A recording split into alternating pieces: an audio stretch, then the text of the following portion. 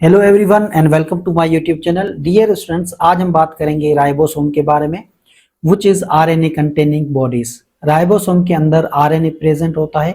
तो आज हम राइबोसोम को डिटेल से डिस्कस करते हैं। जॉर्ज एमिल पालाडे डिस्कवर्ड राइबोसोम्स इन 1955।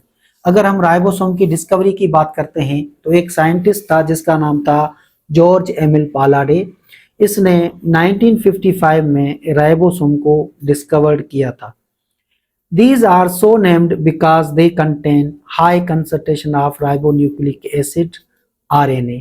राइबोसोम इस वजह से इसका नाम रखा गया क्योंकि इसके अंदर राइबोन्यूक्लिक एसिड या आरएनए की कंसंट्रेशन ज्यादा थी, उसी वजह से इसका नाम रखा गया राइबोसोम।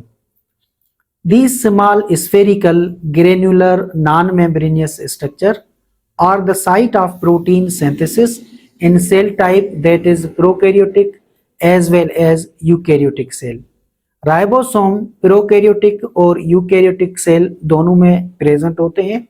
और अगर स्ट्रक्चर की बात करें तो ये स्मॉल स्फेरिकल ग्रेन की तरह और नॉन मेम्ब्रेनियस मीन्स इसके ऊपर मेम्ब्रेन प्रेजेंट नहीं होती जैसे दूसरे ऑर्गेनेल्स के ऊपर मेम्ब्रेन प्रेजेंट होती है।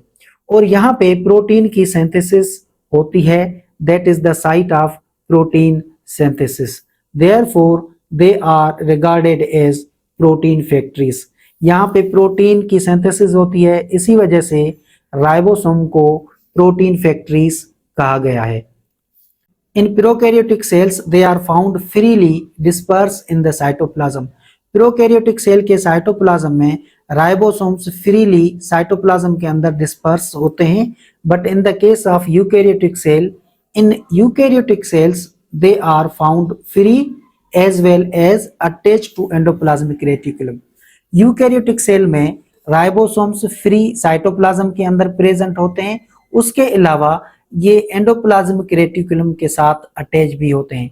तो यूकैरियोटिक सेल में साइटोप्लाज्म में फ्री भी होते हैं और अटैच भी होते हैं, लेकिन प्रोकैरियोटिक के साइटोप्लाज्म में ये फ्रीली आपको नजर आएंगे क्योंकि यहाँ पे एंडोप्लाज्मिक रेटिकुलम एब्सेंट होता है। Ribosomes are also found in the matrix of mitochondria and stroma of chloroplast। Ribosomes cytoplasm के अलावा ये माइटोकॉन्ड्रिया और क्लोरोप्लास्ट के अंदर भी प्रेजेंट होते हैं।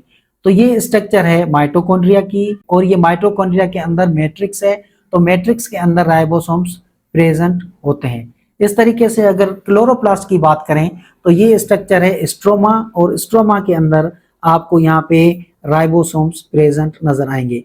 तो ये माइटोकॉन्ड्रिया और क्लोरोप्लास्ट के अंदर भी राइबोसोम्स प्रेजेंट होते हैं। Size of ribosome is 70s in prokaryotic cell. Prokaryotic cell के अंदर राइबोसोम की साइज 70s है। यहाँ पे एस रिप्रेजेंट स्वेडबर्ग यूनिट। ये एक यूनिट है जो एक साइंटिस्ट था जिसका नाम था स्वेडबर्ग। इसने स्मॉल पार्टिकल्स की मेजरमेंट का एक यूनिट दिया था जिसे हम कहते हैं स्वेडबर्ग यूनिट, और रिप्रेजेंट करते हैं एस से। इसने किस तरीके से दिया था ये यूनिट? रेट ऑफ सेडिमेंटेशन के बेस पे। तो यहाँ पे आप देखें ये एक टेस्ट ट्यूब है और इसके अंदर डिफरेंट साइज के मॉलिक्यूल्स प्रेजेंट होते हैं। जब इस टेस्ट ट्यूब को सेंट्रीफ्यूज मशीन जरिए रन कराया जाता है तो यहाँ पे एक फोर्स लगती है जिसे हम ग्रेविटेशनल फोर्स कहते हैं, और उस फोर्स से यहाँ पे मॉलिक्यूल्स नीचे सेटल डाउन होते हैं according to their size, shape and density.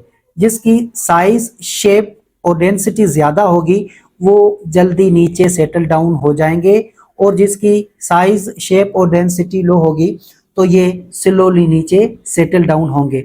तो ये नीचे जो आ रहे हैं that is rate of sedimentation, जिसको हम रिप्रेजेंट करते हैं एस से, that is the Svedberg unit. और एक हमारा एस मीन स्वेडबर्ग यूनिट बराबर होता है 10⁻⁻13 सेकेंड्स। तो यहाँ पे आप देखें ये लिखा हुआ है 70s मीन्स प्रोकैरियोटिक सेल के अंदर जो राइबोसोम है वो यहाँ से नीचे सेटल डाउन हो रहा है, तो उसको टाइम लग रहा है 70s। You can see here, आप यहाँ पे 70 मल्टीप्लाई करोगे तो आपको टाइम पता चल जाएगा। तो उसके मुताबिक स्वेडबर्ग ने स्मॉल मॉलिक्यूल्स की साइज हमें बताई है। इस तरीके से size of ribosome is 80s in eukaryotic cell, और यूकैरियोटिक सेल के अंदर राइबोसोम की साइज है 80s। Size of ribosome is 55s in mitochondria, और माइटोकॉन्ड्रिया के अंदर जो राइबोसोम प्रेजेंट होता है वो 55s होता है। Size of ribosome is 70s in chloroplast, और क्लोरोप्लास्ट के अंदर जो राइबोसोम होता है वो भी 70s होता है।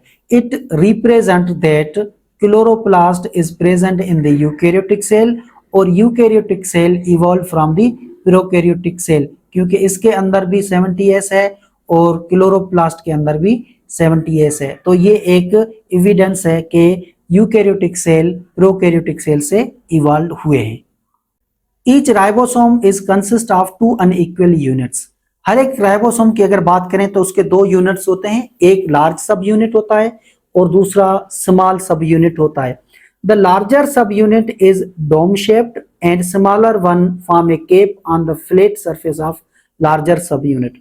तो ये लार्जर सब यूनिट आप यहाँ पे देखें, ये डोम शेप है, और नीचे वाला ये केप शेप जो यहाँ पे अटैच होता है लार्जर सब यूनिट के साथ। Eukaryotic ribosome has a larger subunit of 60s and smaller subunit of 40s particles. On attachment a single unit it become 80s. अब यहाँ पे आप एक चीज नोट करें, ये है लार्ज सब यूनिट और इसकी साइज की बात करें तो ये है 60s। इस तरीके से ये है स्मॉल सब यूनिट ऑफ राइबोसोम और इसकी साइज है 40s। अब आप 60s और 40s को प्लस करोगे तो ये बन जाएगा 100s, लेकिन यहाँ पे ये कलेक्टिवली लार्ज सब यूनिट और ये स्मॉल सब यूनिट ये एक कलेक्टिवली राइबोसोम है और इसकी साइज है 80s। यहाँ पे बन रहा है 100 और ये बेसिकली है 80। तो ये डिफरेंस क्यों आया? ये डिफरेंस आया सेडिमेंटेशन रेट की वजह से। आप यहाँ पे इस फिगर में इसको अच्छे तरीके से समझोगे तो ये एक फिगर है तालाब की, और यहाँ पे आपको ये स्ट्रक्चर नजर आ रही है, that is the stone. Stone को जब मैं इस पानी के अंदर फेंकूंगा तो ये जमीन तक पहुंचेगा तो इसको टाइम लगेगा 60 सेकंड। ये दूसरा स्टोन है और इसको मैं इस पानी के अंदर यहाँ पे फेंकूंगा तो इसको टाइम लगेगा 40 सेकंड। Is it clear? इसको कितना टाइम लग रहा है? 60 सेकंड, और इसको लग रहा है 40 सेकंड। लेकिन इस पत्थर को और इस पत्थर को मैं एक साथ किसी चीज के साथ बांध के एक साथ फेंकूंगा तो ये तालाब के इस बॉटम में पहुंचेगा और इसको टाइम लगेगा 80 सेकेंड। इस तरीके से अगर यहाँ पे अगर आप दोनों के टाइम को काउंट करोगे तो ये 100 होगा, लेकिन यहाँ पे टाइम काउंट करोगे तो ये होगा 80 सेकेंड। बिल्कुल इसी तरीके से अगर राइबोसोम को इस एक को हम सेंट्रीफ्यूज करेंगे तो ये सेटल डाउन होगा तो टाइम लगेगा 80s। इस तरीके से लार्ज सब यूनिट सेडिमेंट होगा 60s में और स्मॉल सब यूनिट सेडिमेंट होगा 40 सेकेंड में। इस तरीके से ये यूनिट दिए गए हैं। सिमिलरली अगर प्रोकैरियोटिक सेल की बात करें तो ये 70s है, लेकिन अलग अलग लार्ज सब यूनिट की बात करें तो ये 50s होगा और स्मॉल सब यूनिट की बात करें तो ये 30s होगा। ये आपस में प्लस करोगे तो 80 हो रहा है, लेकिन यहाँ 70 है। किस तरीके से, ये मैंने इस पिक्चर में आपको अच्छे तरीके से समझाया है। Both of units are attached by magnesium ions. अब ये लार्ज सब यूनिट और ये स्मॉल सब यूनिट ये यहाँ पे अटैच होते हैं by the help of magnesium ions. The ribosome is chemically made up of nucleoprotein, that is RNA 40% and protein 60%। Ribosome की अगर हम बात करें तो उसके अंदर 40% RNA प्रेजेंट होता है और प्रोटीन 60% प्रेजेंट होता है। They are made up of 50 और more different kinds of proteins, और प्रोटीन 60% जो है और इसके अंदर भी 50 डिफरेंट टाइप्स के प्रोटीन्स प्रेजेंट होते हैं। Recent investigation revealed that the ribosomes are manufactured in nucleolus in eukaryotic cells, from where they are transferred to the cytoplasm through nuclear pores via endoplasmic reticulum। Recent ये investigation की गई है कि ribosomes basically ये nucleus है और nucleus के अंदर एक और स्ट्रक्चर है जिसे हम न्यूक्लियोलस बोलते हैं। तो ये न्यूक्लियोलस से बनता है और फिर न्यूक्लियर पोर से या एंडोप्लाज्मिक रेटिकुलम से होके ये बाहर की तरफ साइटोप्लाज्म में आता है। तो nucleolus is the site where the ribosomes are manufactured. During protein synthesis, several ribosomes are attached to a single mRNA to number of identical protein molecules. तो यहाँ पे आप देखें ये mRNA है जहां पे ये प्रोटीन की सिंथेसिस हो रही है और इस mRNA के साथ मेनी राइबोसोम्स अटैच होते हैं और ये एक ही टाइप के प्रोटीन्स बना रहे हैं। This group of ribosome attached to a single mRNA is known as polysome. ऐसा ग्रुप जो एक ही टाइप का प्रोटीन यहाँ पे बना रहे हैं इसको कहा जाता है पोलीसोम। तो डियर स्टूडेंट्स, आज हमने राइबोसोम्स के बारे में डिटेल से डिस्कस किया। आई होप कि ये आपको अच्छे तरीके से समझ में आ गया होगा। Thank you for watching this video.